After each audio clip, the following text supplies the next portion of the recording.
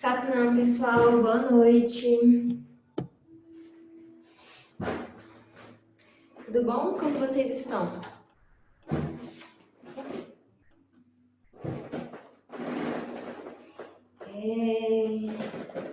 Então hoje eu vou compartilhar com vocês um pouquinho dos meus estudos sobre esse tema tão valioso, esse tema tão importante para a gente entender a vida. Eu vou falar um pouco sobre a morte e o morrer, né? Na perspectiva yógica, principalmente do Kundalini Yoga, baseado nesse livro, que é Morrendo na Vida, a Yoga da Morte, do luto e da transformação. Então, primeiro, antes de tudo, a gente vai entoar um mantra, que é para a gente se sintonizar. Tô vendo que tem um pessoal entrando ainda, né? Enquanto vocês entram, a gente vai sintonizar, trazendo as mãos ao centro do peito. Inspira. Expira completamente. Inspira, se concentra, se conecta com o fluxo da sua respiração. Sente o ar entrando pelas narinas. Sente o ar saindo. Inspira, traz a sua mente para o presente. Fica aqui agora. Expira.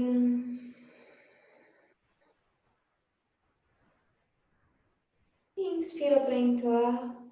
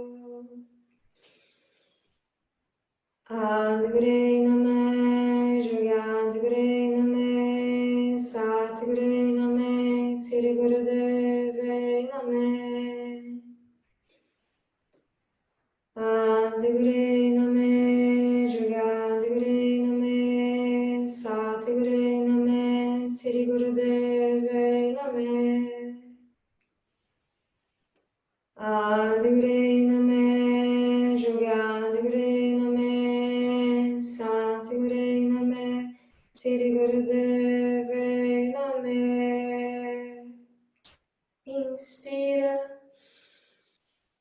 Sente o ar entrando por suas narinas. Expira, sente o ar saindo.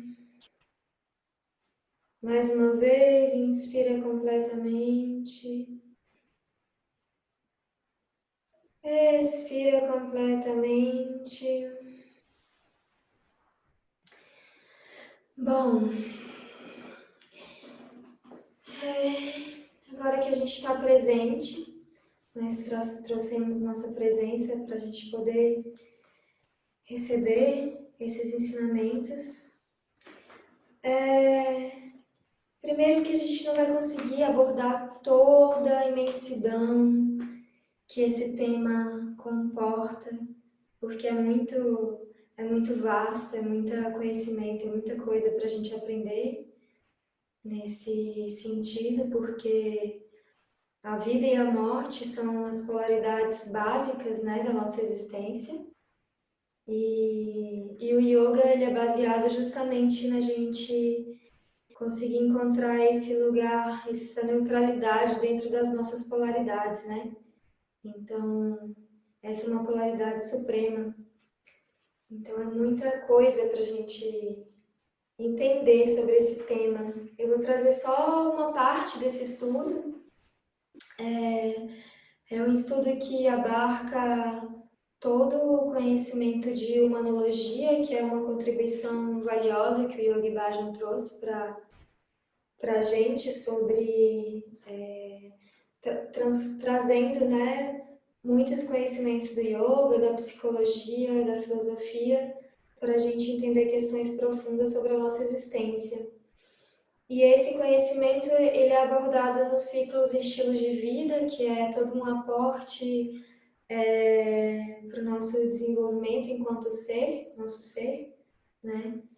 Então a gente começa falando sobre a morte, justamente porque é a partir da morte que a gente pode compreender a vida, né? Primeiro é importante a gente perceber que a vida é imprevisível. Então, a jornada da vida, ela é isso, é essa imprevisibilidade em ação. E a morte é só o último passo desse desconhecido, né? É o desconhecido final. É aquele momento em que a vida realmente surpreende a gente na sua totalidade. Então, nessa tradição iógica, a nossa existência ela é marcada por um percurso, como se fosse o trilho de um trem, no qual a gente vai da vida para a morte, da morte para a vida, da vida para a morte, da morte para a vida. E no centro desse percurso está a nossa existência. A gente está sempre fazendo essa trajetória. Então, por mais que a gente... Aqui tem um desenho, né, que exemplifica o que é isso, esse trajeto. E a gente está aqui nesse trilho, percorrendo esse infinito, né, da vida para a morte. Nós somos o trem, nós somos esse trem. O motor do trem é a nossa alma. Os carros dos trens são o nosso corpo físico, a nossa mente e as nossas emoções. Na nossa vida, o objetivo é que a gente possa se conectar com o nosso infinito individual, que é o que nos prepara para experimentar a morte.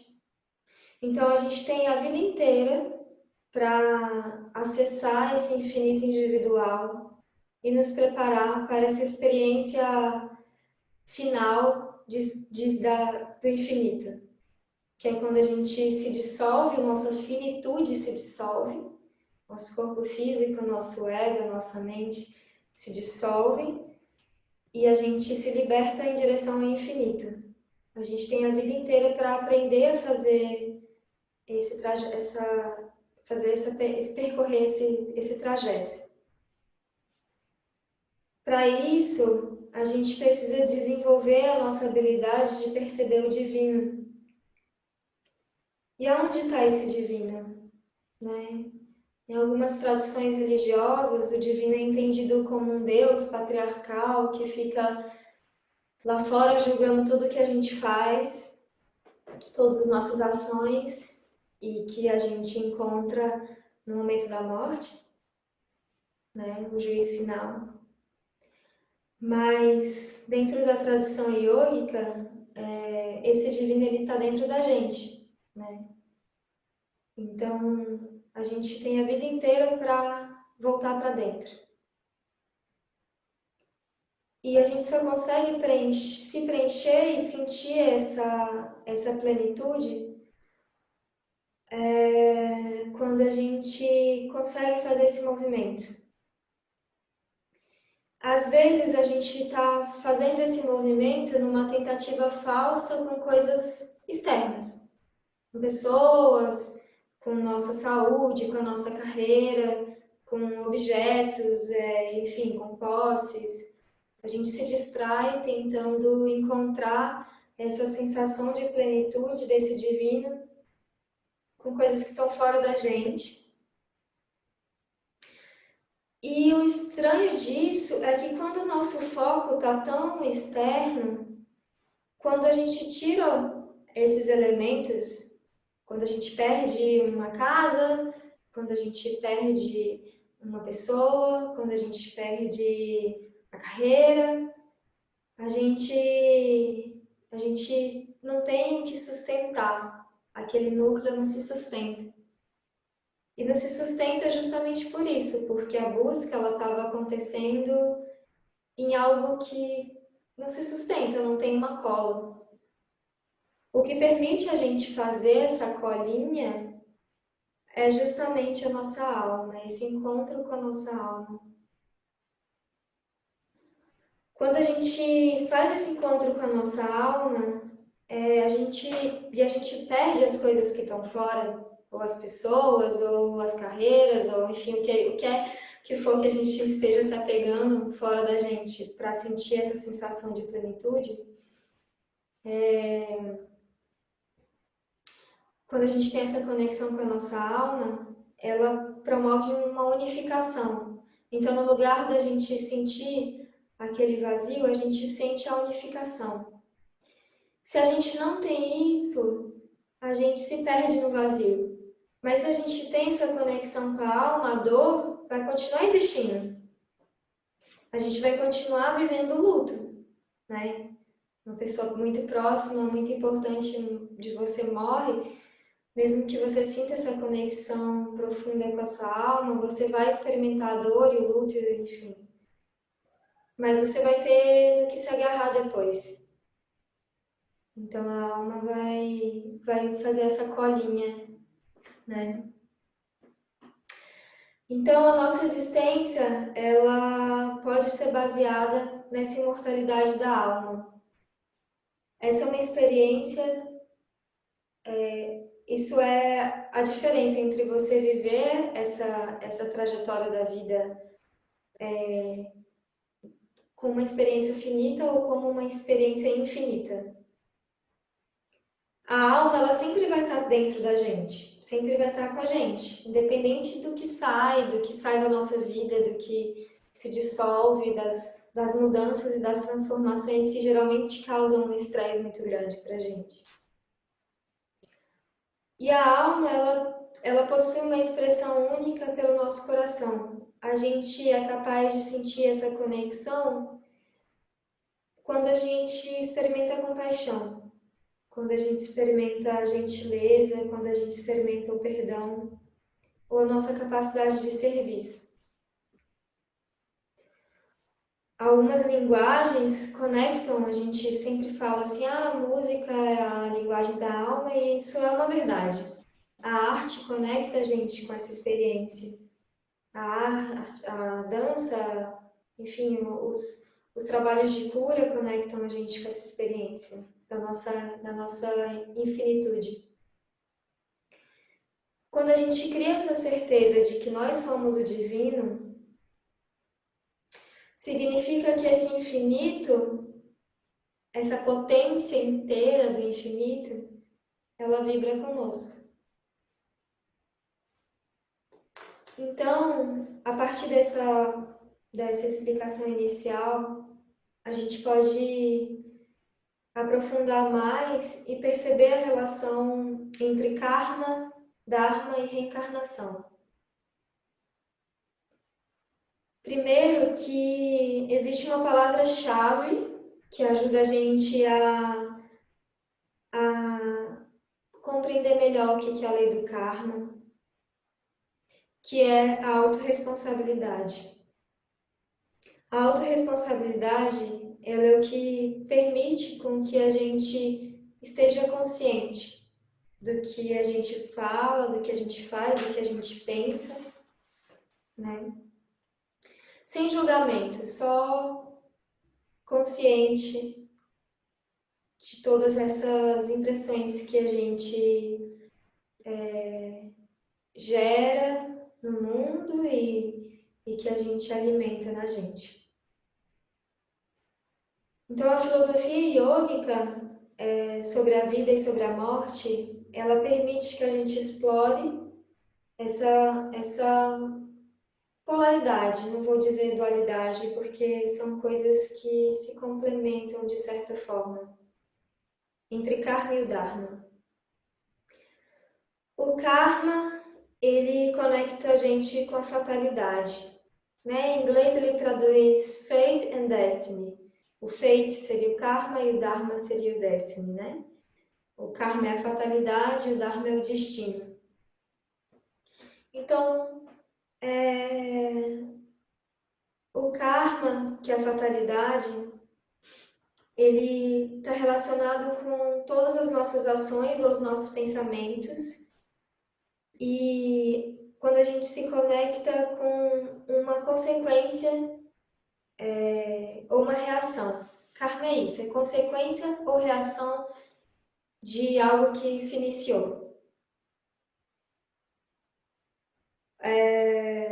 Para isso a gente pode entender melhor quando a gente entende o conceito de Maya. Maya é esse véu, essa ilusão que impede com que a gente experimente a nossa verdade superior.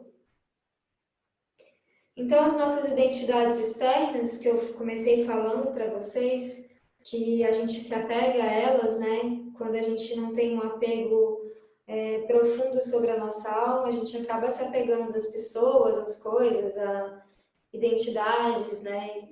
Enfim, que máscaras, coisas que vão permitir com que a gente habite esse universo social, enfim.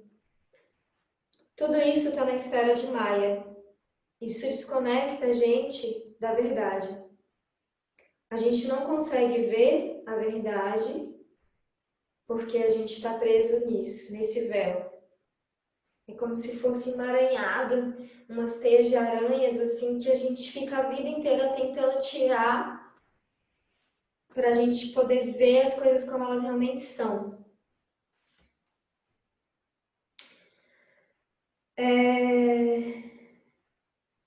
A gente tem uma forma, assim, uma das coisas mais fáceis da gente ver quando o Maia está operando é quando a gente está muito apegado às coisas materiais, né? Que não são necessariamente negativas, mas, por exemplo, se o seu maior objetivo da sua vida é ter uma Ferrari ou conquistar muito poder, enfim, ser presidente do Brasil, a gente está preso tentando se satisfazer um buraco que não é dessa forma que a gente vai conseguir satisfazer. Então a gente acaba se perdendo nisso, né? E essa insegurança interna que promove essa busca por coisas materiais, por exemplo, acaba gerando karma, porque geralmente essa busca ela acaba se provocando sofrimento, ela está presa no ciclo do karma, né? Mas as coisas materiais também podem ser usadas de outra forma, isso não necessariamente é uma coisa inexorável. A gente pode usar os bens materiais, por exemplo, para servir uma comunidade, né? Para oferecer ajuda para quem precisa, ou para, enfim, aquele poder, né? Para melhorar uma comunidade com propósitos elevados, enfim. Se essa busca ela tiver um propósito, a gente transforma isso em bênção. Então, Maia são esses papéis que nos afastam dessa verdade. Isso é diferente de Dharma, né? O Dharma ele é o que permite a gente romper o ciclo do karma. O karma ele leva a gente a um ciclo infinito, né? Já viram aquela roda de Sansara do budismo? É uma representação disso. Né? Isso aqui tudo vem da mesma tradição, da mesma origem. O Dharma ele rompe com esse ciclo do karma, porque no Dharma a gente se coloca dentro desse ciclo e se liberta. né? O Dharma é você está, ok, você está vivo, você está encarnado, mas você tem consciência disso e você almeja se libertar. Nesse caminho do karma, ou da fatalidade, a gente está sempre se preenchendo por uma dualidade que está relacionada com o tempo ou com o espaço. Né? O karma está preso nesse ciclo de ação e reação. E a nossa mente, ela pode ser a nossa guia para a gente sair desse ciclo. A gente consegue se dissolver desse ciclo e entrar no ciclo do Dharma quando a gente tem o sadhana. O sadhana é a prática espiritual. São práticas que a gente se oferece para elevar a nossa consciência, né, com o objetivo de sermos felizes, de louvar a sacralidade do nosso ser e de ter saúde. Então, o Dharma, ele tem essa tríade, digamos assim, de propósitos, de oferecer esses propósitos para o nosso ser, que é sermos felizes, sagrados e saudáveis. Isso significa que a gente vai estar vivendo o nosso destino, que é diferente da fatalidade.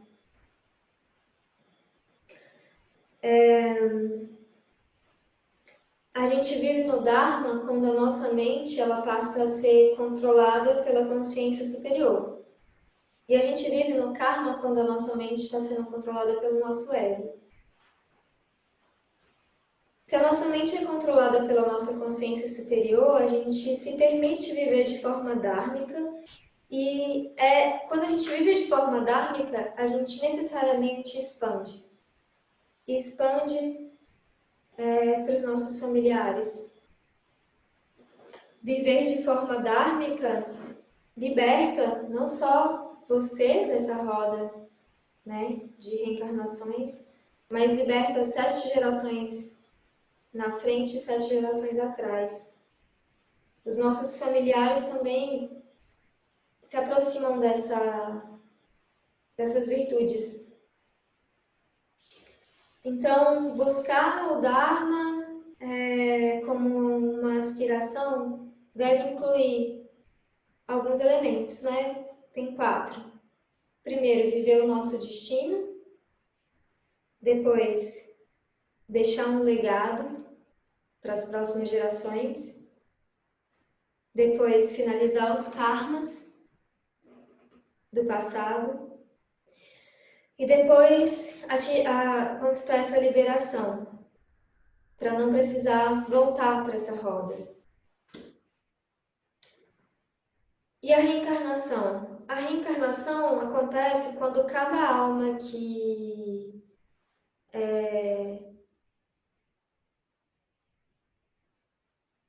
Então, primeiro que a reencarnação ela faz parte dessa filosofia, dessa tradição yógica, para entender, né, esse ciclo da vida e da morte. E dentro dessa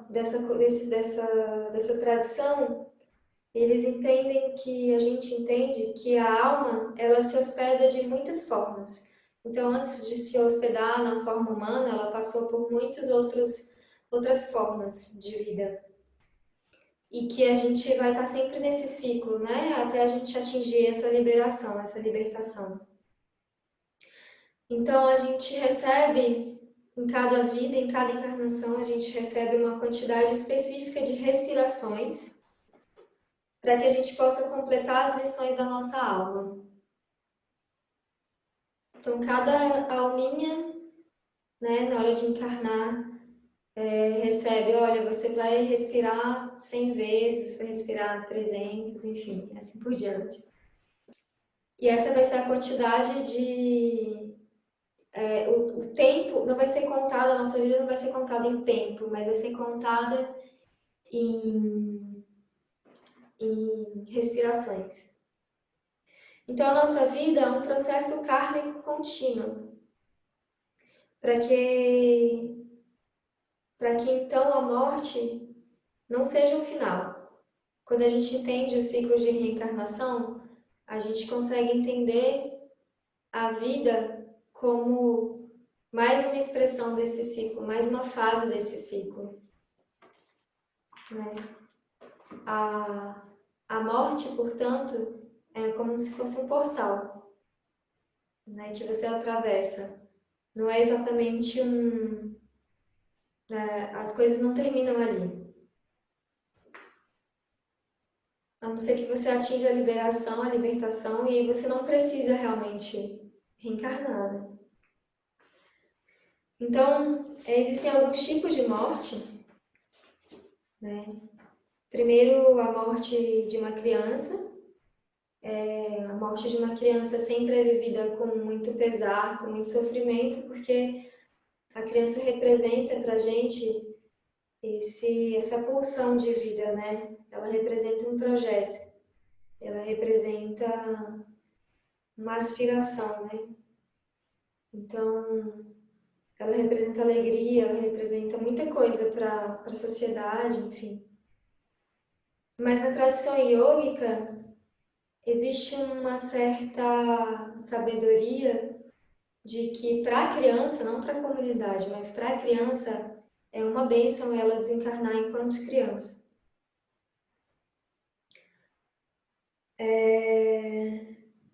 Eu lembrei que quando eu fui lá para a Índia, a gente pegou o barco, a gente foi ver as pilhas de cremação lá no Ganges, e aí eu perguntei, né, pro barqueiro que era hindu e, enfim, religioso, perguntei para ele por que algumas pessoas não eram cremadas e eram jogadas no Ganges, né?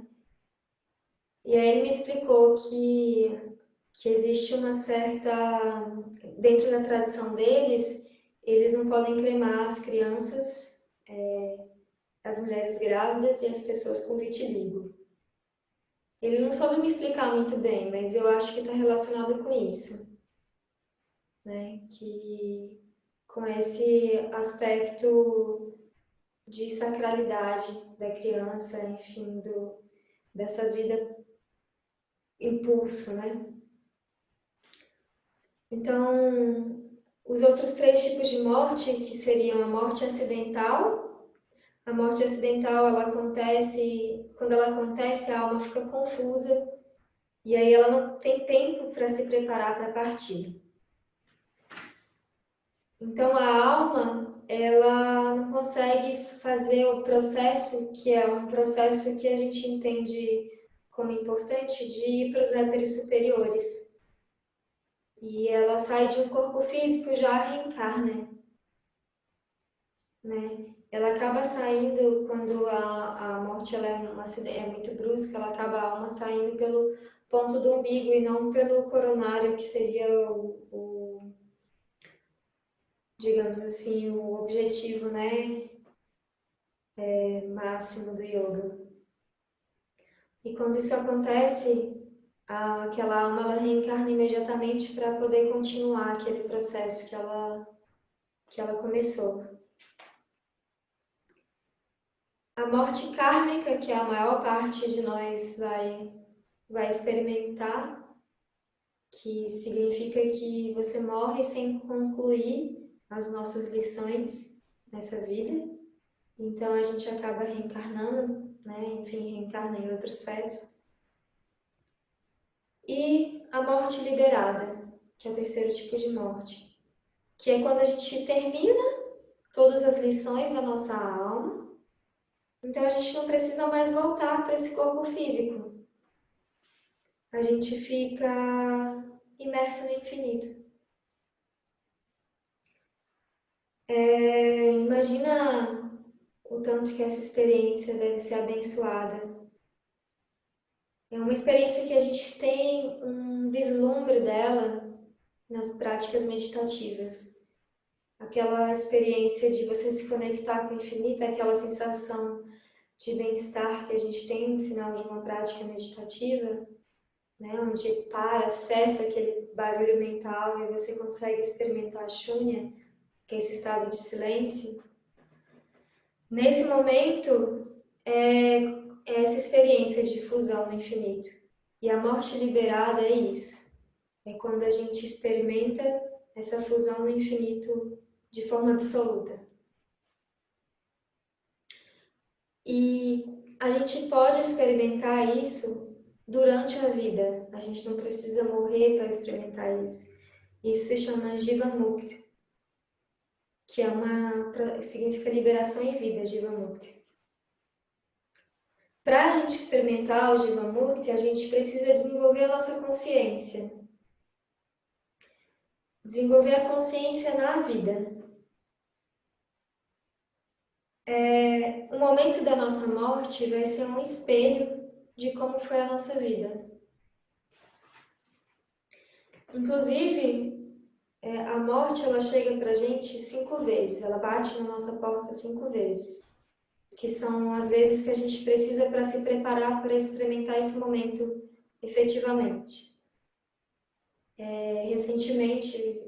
Recentemente, nos últimos 7 anos eu acompanhei o processo de morte do meu pai, e eu lembro que em vários momentos em que ele estava nesse processo de quase morte, ele se lembrava das outras vezes em que ele quase morreu.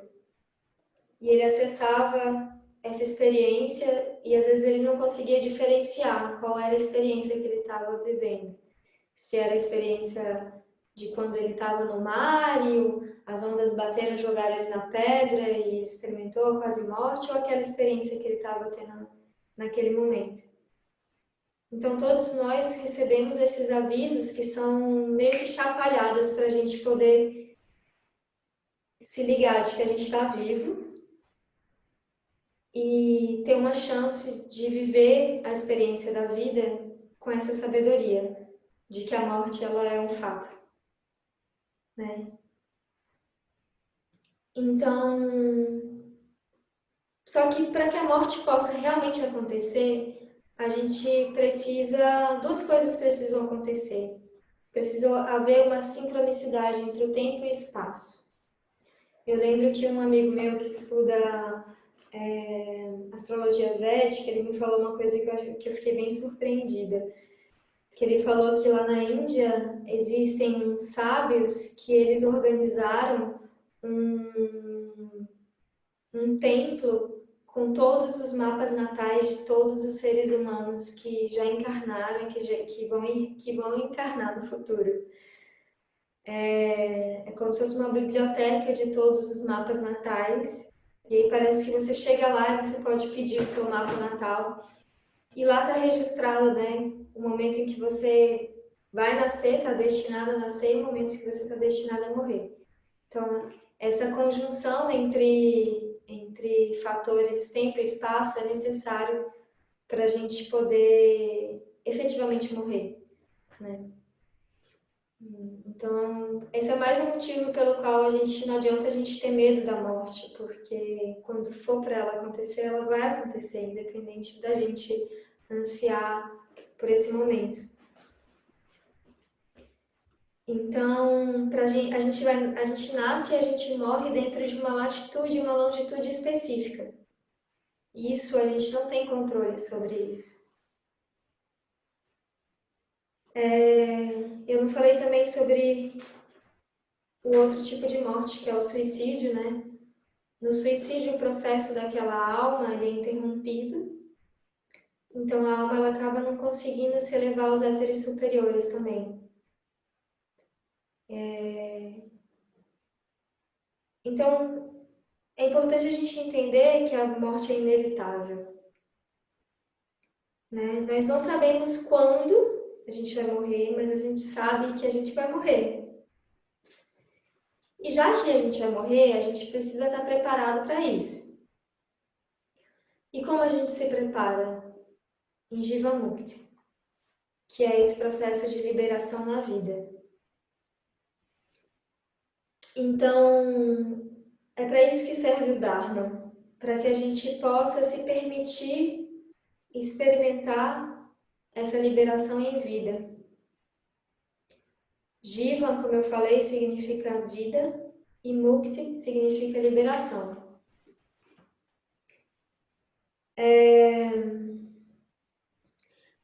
Para a gente experimentar o Jivamukti, existem algumas condições, são 5 elas.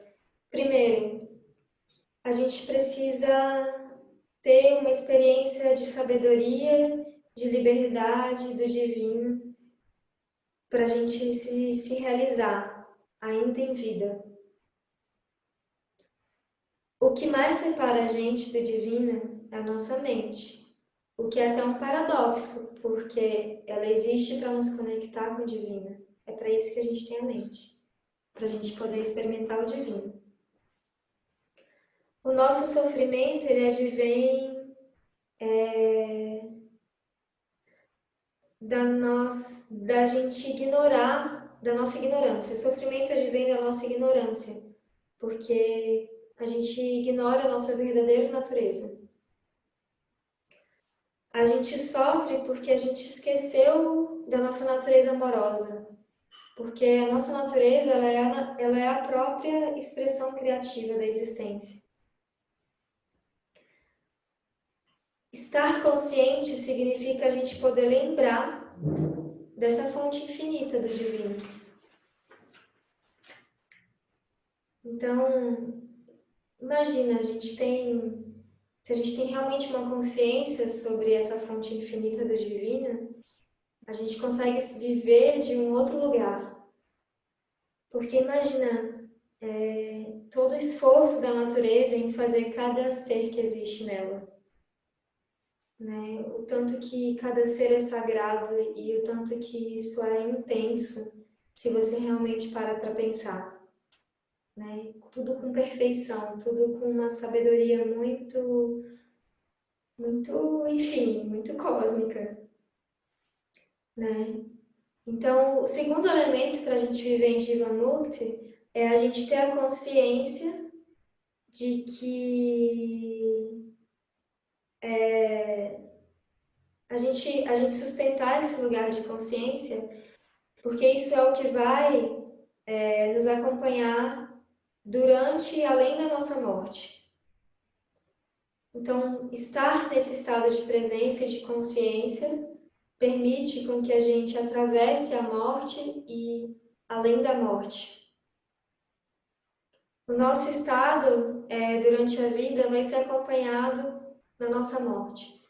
Então, se você passou a vida sem ter consciência de que você estava vivo, você provavelmente na hora da morte não vai poder experimentar essa consciência e não vai poder se libertar do seu ego. O que vincula a gente ao nosso ego é o medo. Né? O medo, ele faz com que a gente se conecte aos nossos sentidos, às experiências dos nossos sentidos, né? E isso promove paixões e meio que agarra a gente ao nosso ego. Isso, de alguma forma, nos faz sentir vivos, mas ainda assim, isso está ligado à nossa finitude e não à nossa infinitude. E como está ligado à nossa finitude, ou seja, a uma falsa consciência de que, a uma falsa ideia de que nós somos finitos, a gente acaba entrando nesse ciclo de sofrimento. E a gente não consegue entrar nesse lugar do nosso espírito, né? Que é que quando a gente vive mesmo conectado com essa sensação, com esse sentimento de conexão com o nosso espírito, com a nossa alma, a gente recebe todo o poder do infinito, a experiência de expansão, né? Quando a gente vive na nossa finitude, a experiência de contração, a nossa mente fica contraída. Já ouviu falar aquela expressão, aquela pessoa tem a cabeça muito fechada? É isso. Ter a cabeça expandida significa que a nossa consciência ela consegue transitar para além do ego. A gente consegue se colocar no lugar da outra pessoa e dos outros seres e realmente perceber, né, que a experiência finita ela é só uma novela, um drama, uma história, enfim. Mas quando a gente se conecta com essa experiência do infinito dentro da gente, a nossa experiência é de expansão. A gente recebe todo aquele poder do infinito. Então, o que que contrai a gente? É o ego, né? O medo. E a gente está sempre gerando expectativas sobre as coisas que vão sendo frustradas, justamente porque a gente não consegue ver além da nossa jaula, que a gente mesmo impõe. É aquela coisa do tipo que a criança não tem muito, e por isso que elas são tão especiais. A criança não sabe o que que é possível e o que que é impossível ainda. Ela ainda está nesse jogo do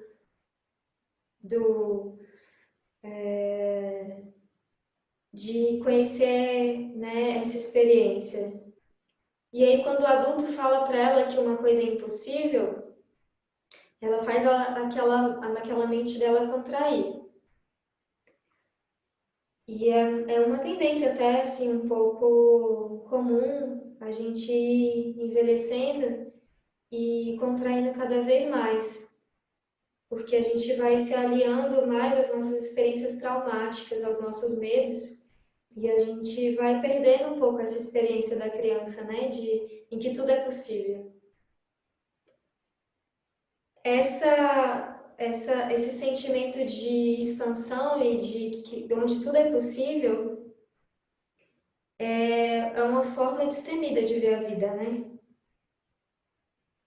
Então, para que a gente possa ter essa experiência destemida, a gente precisa ter um nível de entrega, para a gente se entregar para o fluxo da vida, sem tentar controlar os fenômenos, se entregar para o fluxo da vida e fluir com criatividade. Para isso, a gente precisa aceitar a realidade como ela é, né? Então, para a gente não viver nesse fluxo de expectativas frustradas, a gente precisa aceitar a realidade como ela é. Isso é diferente de você contrair a sua relação com a realidade, entende? Né? Ele deu aquele exemplo de um casamento, assim, que um cara vai se consultar com um sábio, e aí ele vai lá falar mal do casamento dele, e aí o sábio fala assim para ele: pois é, você entrou nesse casamento cheio de expectativa, tentando realizar, né, várias dessas suas expectativas, projetando isso nessa pessoa. Agora você já viu que as coisas não são assim. E aí ele deu para esse cara essa missão de meditar na aceitação de como as coisas são e tentar tornar positiva a experiência. E aí ele obteve muito mais felicidade, né? Quando ele se desfez dessas expectativas. Para isso a gente precisa viver numa consciência de que o ego coloca nessa energia sempre entre o céu e o inferno. O céu a gente tem quando os nossos desejos são satisfeitos, e o inferno é quando a gente não recebe gratificação pelos nossos desejos. Aí ele dá aquele conto, não sei se você já conhece, né? Que chega um samurai famoso, assim, um guerreiro muito honroso para se consultar com um sábio. E aí ele fala assim, sábio, eu gostaria muito de compreender o que que é o céu e o que que é o inferno. E aí o sábio fala assim para ele: você acha que você consegue compreender isso? Você é um ser humano completamente torpe, limitado, e começa a ofender, né, o samurai. E o samurai pega a espada, pronto para acertar a cabeça do sábio. E aí ele fala: isso é o inferno. Aí o samurai fala, cai a ficha dele, né? Aí ele se prostra diante do sábio e aí ele fala, isso é o céu. Então a gente está sempre, o nosso ego coloca a gente nessa dualidade, né? Ou a gente está satisfeito quando os nossos desejos são satisfeitos, e a gente vive no céu, ou a gente vive no inferno porque a gente não foi gratificado. Então, no inferno a gente está sempre lutando, a gente está sempre resistindo à vida. E no céu a gente está aceitando o fluxo da vida e se entregando para esse fluxo. Esse é o sentimento de amor incondicional, quando a gente está satisfeito. Para isso, a gente expande a nossa experiência do cardíaco, né? Para quem conhece dos chakras, ele é a ponte para a gente viver nos nossos chakras superiores. É esse sentimento de amor incondicional, que no fim das contas é a energia que fez a vida. É uma energia que faz tudo que existe. O perdão é a chave para a nossa felicidade, porque com ele, sem ele, na verdade, a gente vive nesse ciclo de dor e inferno. A gente está sempre tentando colocar a culpa no outro pela nossa experiência, né? E aí a gente não consegue cessar esse ciclo de dor e sofrimento. O terceiro elemento do Jiva Mukta é quando é você entender que não é assim, a vida é hoje e a morte é amanhã. A vida e a morte são aqui e agora. E a gente pode se perguntar, eu estou vivendo ou eu estou morrendo? A gente pode fazer essa escolha. E a gente pode dizer, sim, eu quero viver, eu quero me expandir em direção à vida. Ou a gente pode dizer, não, eu... E quando a gente faz essa escolha pelo não, uma parte nossa já morreu. Para a gente poder dizer sim, a gente precisa assumir os riscos, e é por isso que a gente geralmente não faz isso. Porque assumir os riscos da vida significa que a gente vai permitir que o impossível se torne possível. Que é aquela imagem da criança, né? Que é podada, enfim, mas a criança ela não sabe o que é impossível ainda. Então, dizer sim para a vida é isso, é você viver nessa pulsão que a criança tem, né? E tornar o impossível possível. É a expansão. Sair da nossa própria contração que a nossa mente faz a gente acreditar que a gente se protege assim. Para isso a gente precisa ter disciplina, né, gente? Porque a gente foi adquirindo vários hábitos que deterioram a nossa capacidade de expansão. Quando a gente consegue olhar realmente e avaliar quais são esses hábitos e separar o joio do trigo, né? A gente gera um vácuo.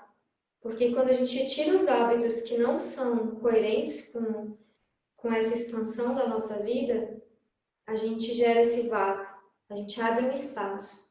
E o universo não gosta de vazio. A gente abre um vácuo para que algo novo aconteça e preencha. E esse novo é a vida. É a experiência da pulsão da vida. É a experiência da pulsão do infinito.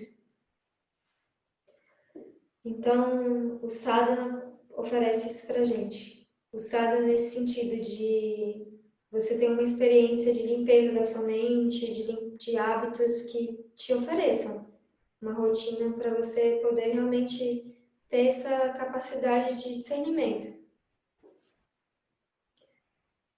O outro fator que promove o Jiva Mukta, que é essa experiência de libertação em vida, é a nossa capacidade de serviço. A gente pode fazer tudo com uma consciência do serviço. Quando a gente tem essa consciência do serviço, significa que a gente também tem uma consciência de legado. Se a gente pensa em legado como conquista, por exemplo, eu conquistei um título de mestrado, eu conquistei aquela Ferrari, eu conquistei uma pessoa, eu conquistei um filho, né? Se a gente vive essa noção, aonde que estão essas coisas? Elas estão no ciclo do finito. Então elas se degradam com o tempo, elas se perdem no tempo. O filho pode morrer, o esposo pode morrer, a carreira, enfim, não vai te dar, ela não vai viver para além de você. O legado, eles são gestos de compaixão e de gentileza que a gente teve em vida. E aí eu vou trazer mais uma vez a minha experiência, assim, com a morte do meu pai, que para mim foi bem forte isso também. Que quando a gente conhece a pessoa viva, a gente fica preso, né, a gente também fica preso no finito dela, muitas vezes, né? E isso impede com que a gente se conecte com o infinito daquela pessoa, que é a expressão do ser, aquela expressão do ser. E quando a pessoa morre, o que fica mesmo, tudo que era finito, vai junto, né? Aquelas interações mesquinhas, enfim, que nós humanos temos e enfim, todas as questões que você tem, aquilo fica, né, na mortalidade. O que fica para além é o belo, é a presença do ser, é aquele toque. E isso é feito de coisas muito sutis, são escolhas muito sutis que a gente faz entre o justo, o belo, o saudável, né? Então esse é o nosso legado. A compaixão, são os atos de compaixão e gentileza. E a nossa autenticidade, né? É isso que fica. É isso que é aí que a gente quer ser lembrado, né? Por exemplo, tem certos presidentes que, como que eles vão ser lembrados? Que legado que eles estão deixando, sabe? Então, isso é a pior das misérias, né? O quinto Jivamukta, o quinto ação para que a gente possa se conectar com o nosso Jivamukta é uma preparação para a morte, uma preparação mais concisa para experimentar a morte. Para a gente se preparar, a gente se prepara em vida, né? A gente se prepara na forma como a gente vive. Então, se a gente não está preparado para morrer agora, significa que a gente não está preparado para viver. Vocês já sentiram isso? Eu lembro de alguns momentos da minha vida em que eu senti um medo de morrer, sei lá, eu estava no avião, por exemplo, e aí o avião começou a chacoalhar e eu pensei, meu Deus. Aí vem aquela sensação, primeiro você acessa a sua mente negativa, né, e ela te diz, a experiência da morte, você vai morrer. E aí você começa a pensar, né, o que naquele momento você começa a pensar sobre isso, que geralmente a gente não fica o tempo inteiro com isso consciente. E eu lembro de alguns momentos de pensar na morte e pensar, ok, se foi isso, eu tô bem, tô me sentindo bem, tô me sentindo realizada, eu tô pronto. Essa relação com a morte é uma relação com a vida. Significa que você conseguiu realmente dominar essa dualidade, né? E E a gente, não é sempre que a gente se sente assim, né? Eu mesmo, por exemplo, agora, se eu, sei lá, né? Eu não sei se eu teria esse desapego todo em relação à minha vida. Mas em alguns momentos, quando a gente consegue realmente ter essa sensação de que a gente poderia morrer e que tá tudo bem, isso significa que a gente está nessa experiência de libertação, de expansão, né? A gente está em um momento de expansão. Para isso, a gente pode treinar nossa mente para essa experiência mesmo. A gente pode não, existem tradições inteiras que se concentram nesse treinamento, né? Várias tradições budistas se concentram em treinar a mente para morrer. Porque se a gente tem medo da morte, significa que a gente tem medo da vida.